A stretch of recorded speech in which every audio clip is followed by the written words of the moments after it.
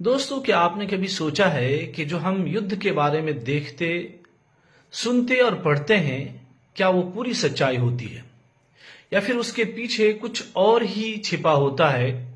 आज हम बात करेंगे युद्ध की असलियत के बारे में, मीडिया की जो भूमिका है उसके बारे में हम बात करेंगे और हमारी जिम्मेदारी क्या है। आइए हम आसान भाषा में समझते हैं। युद्ध कोई सामान्य स्थिति नहीं है। यह सिर्फ गोलियों और बमों की आवाज नहीं होती, बल्कि ये डर, अनिश्चिंतता और अफरा तफरी का माहौल होता है।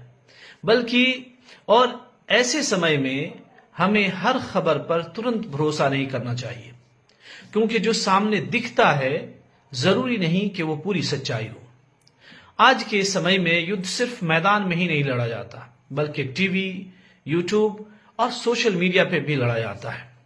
जो लोग हमें जानकारी दे रहे हैं, जैसे लेखक हों, यूट्यूबर हों या फिर न्यूज एक्सपर्ट, उनके अपने विचार होते हैं, उनके अपने फायदे होते हैं और उनकी अपनी निष्ठाएं हो सकती हैं। इसका मतलब ये हरगिज नहीं है कि वो सब गलत है, लेकिन यह जरूर समझना चाहिए कि हर बात पूरी तरह निष्पक्ष नहीं होती। आज की लड़ाई पहले जैसे नहीं रही। अब युद्ध बहुत जटिल हो चुका है, बहुत मुश्किल हो चुका है।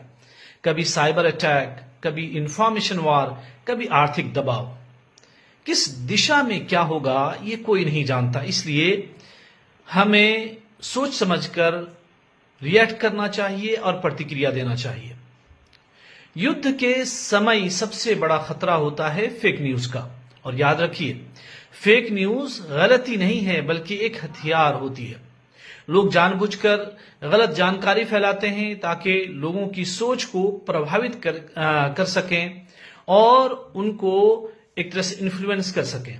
इसलिए जरूरी है कि हम खबरों को जांचें, फिर सिर्फ भरोसेमंद स्रोतों से ही एक तरह से जानकारी लें।